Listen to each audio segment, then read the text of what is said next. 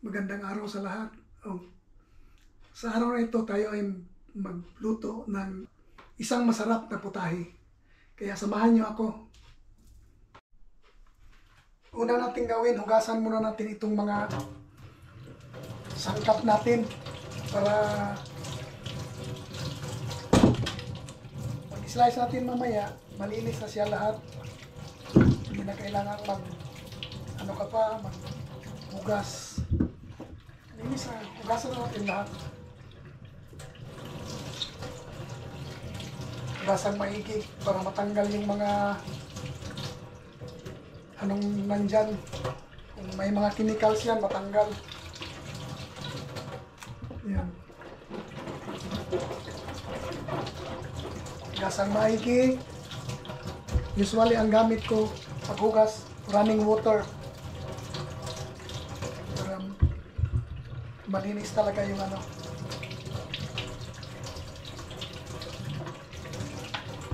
gagamitin mo.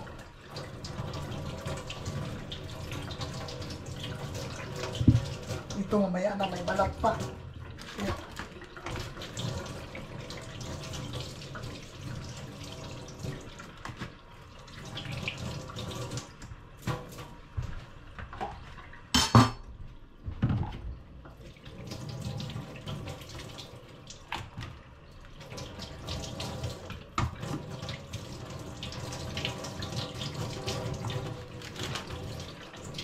Dali lang ito. Ito, bago ilagay sa basura, hugasan mo na para mawala yung langsa. Diyan na muna yan.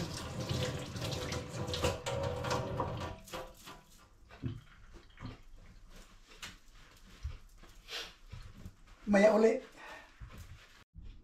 Ito na.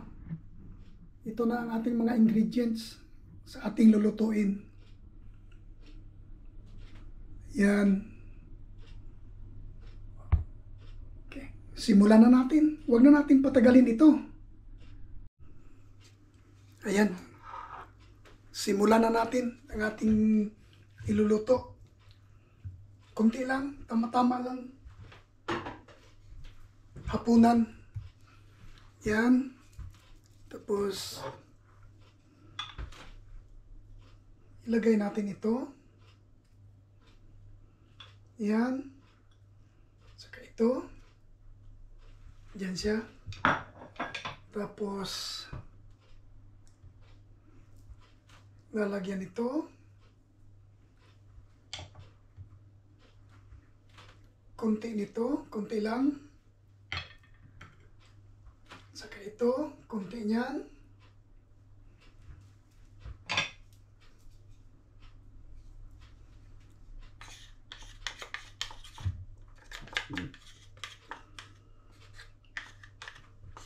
Dagdagan lang natin kung kulang.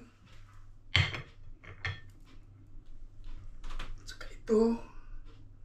Yung mga simpleng ingredients lang sa kusina ang gagamitin natin.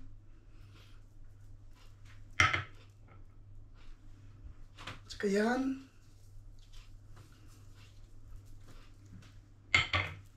Kung ano lang nakikita natin sa kusina.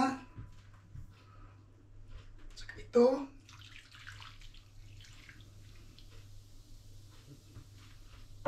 Yan, okay na yan. Tapos,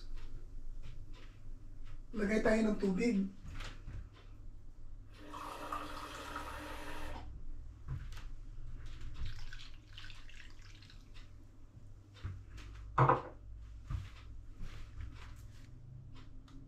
Una natin. Saka, takpan. Para madaling mag-boil. Yan. Balikan ko kayo mamaya. Yan, kumukulo na. Kumukulo. Mix natin para pantay yung pagka luto ng meat natin.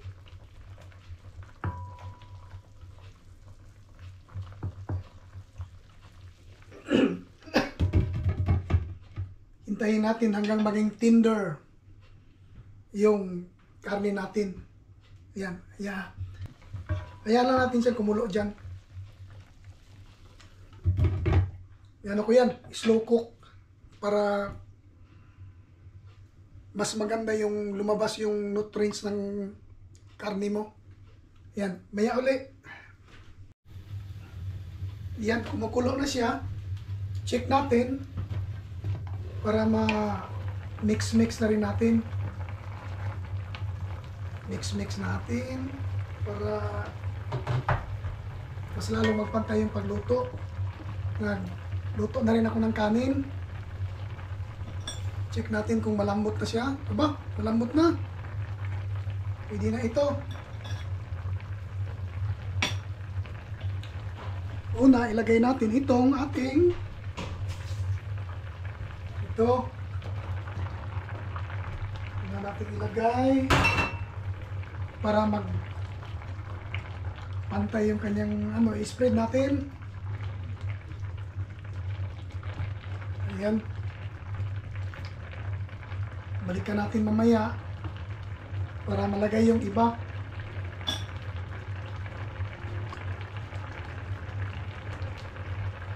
Takpan natin.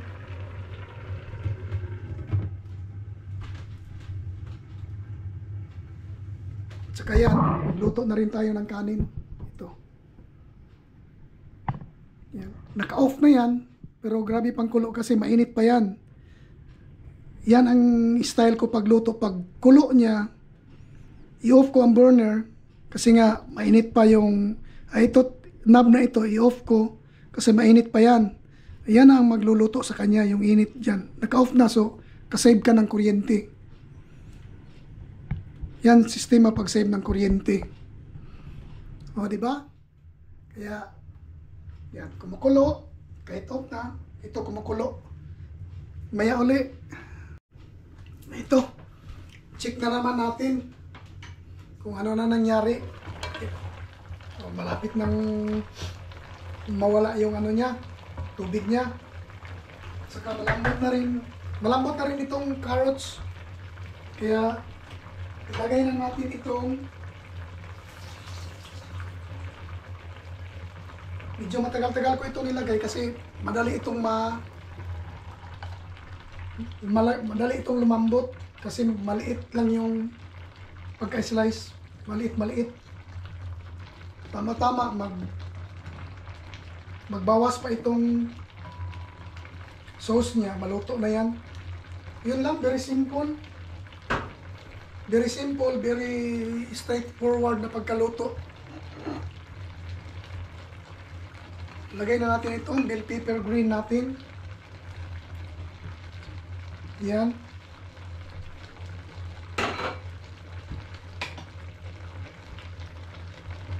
Kita yan. Very slow cook. Kasi yung pag slow cook mo yung mga karne, yung mga meat, lalong mas masarap lalabas yung nutrients ng karne. Lalo siyang sumarap. Kaya ito, tatabunan na naman natin. Saka babalikan natin maya ng konti. Maya uli. Ayan. Check natin uli. Mula nang nilagay natin yung ingredients natin. Ngayon pa lang natin i-mix. Sa tingin ko medyo lambot-lambot na.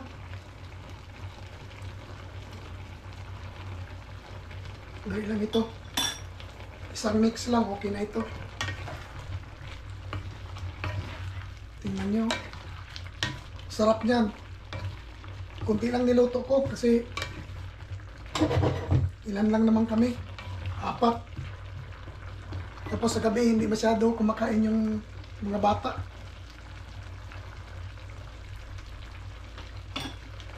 Yan o. Sarap tingnan. Takpan natin uli.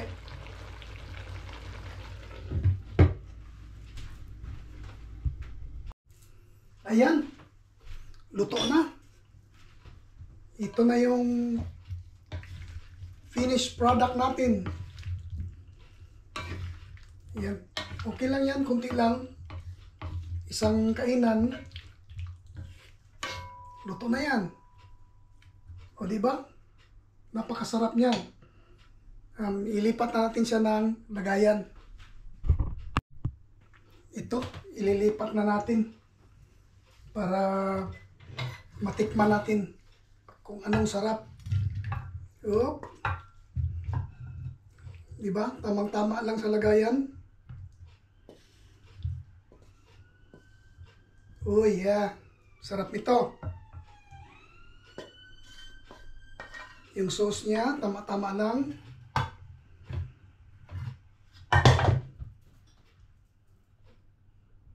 O di ba? Maya uli. Yan. Ito na. Tikman natin na yung niluto natin. Tikman natin ito.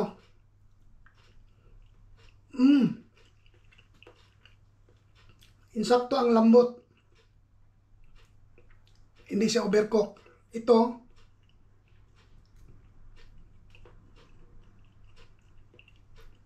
masarap. Sarap yung ano. Yung bell pepper, tikman natin. Hindi siya overcook. Hindi siya kulang sa luto. Insakto. Ngayon, tikman natin itong yung meat niya. Isawsaw natin sa sauce.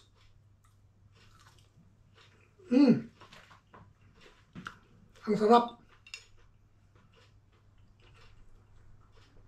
Napakasarap.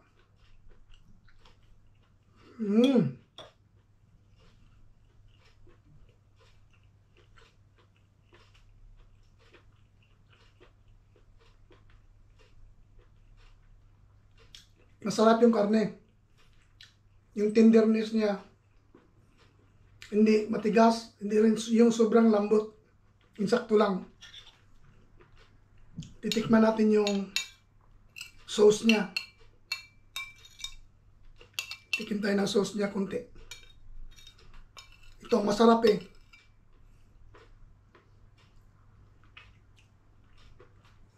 Sarap. Sarap ng sauce. Yeah. Panoorin nyo, samahan nyo ako palagi. Salamat. Yan. Ngayon, para makumpleto ang ating pinagtrabahoan, hugasan natin yung ating pinaggamitan.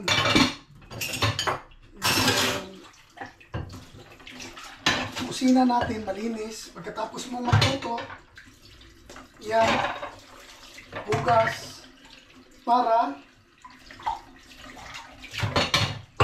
oras na ng kainan, malinis yung mga plato. Tsaka hindi magtambak dito. Kasi kung gagamit ka ng iba na naman, ibang kutsara, tinidor,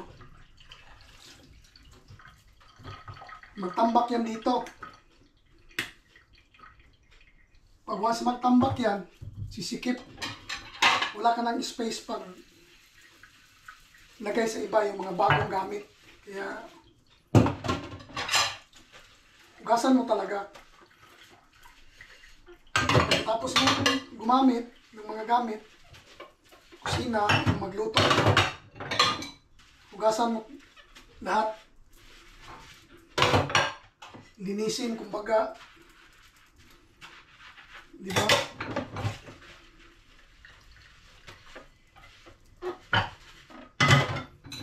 Kasi kapag marami na, marami ka na rin gagawin. Yun ang paghugasan naman, ano na eh. Kahit pa kunti-kunti, basta mahugasan mo. Maganda na yun.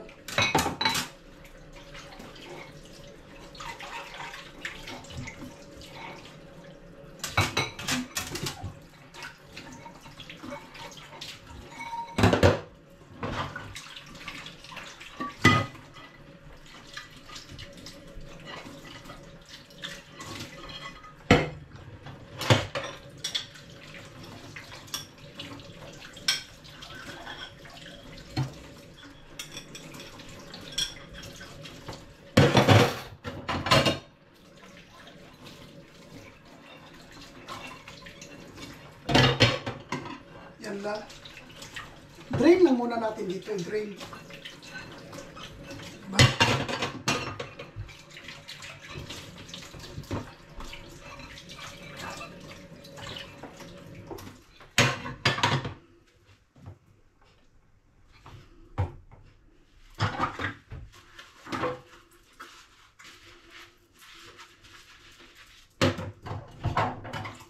Mas madali kasi paghugas yung kunti lang kasama tambak. Hindi mo mahugasan maigi.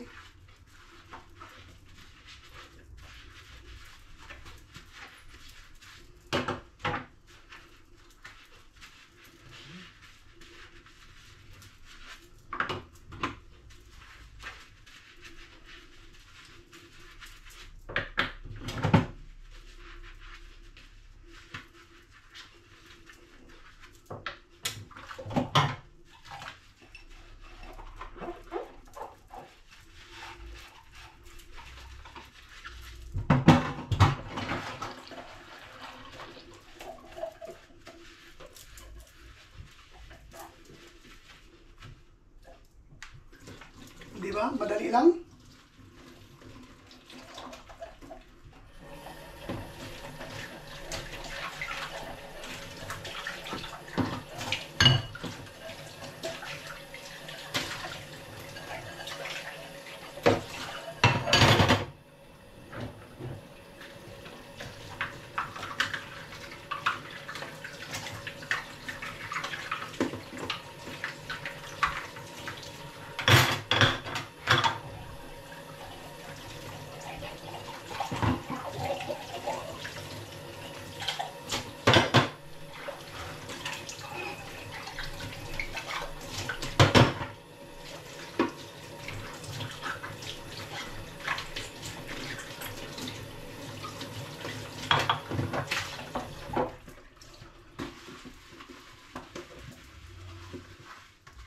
Malapit na, konti na lang.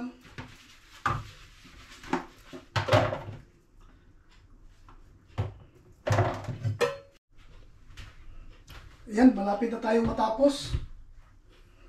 Konti na lang. Ito na lang yung frying pan na lang.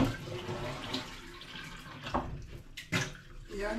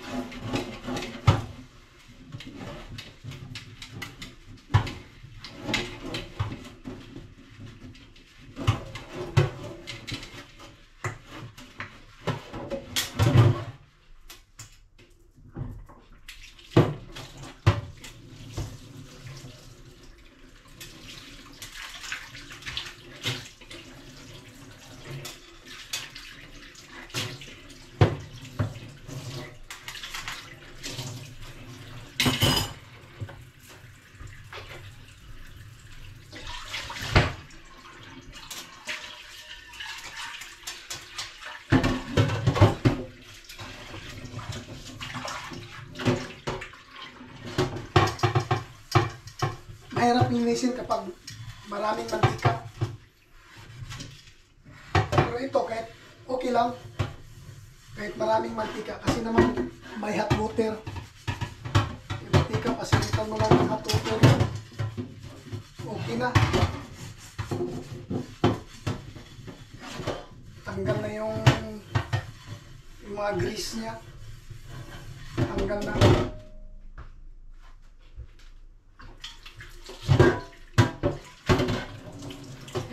Init, umusok pa.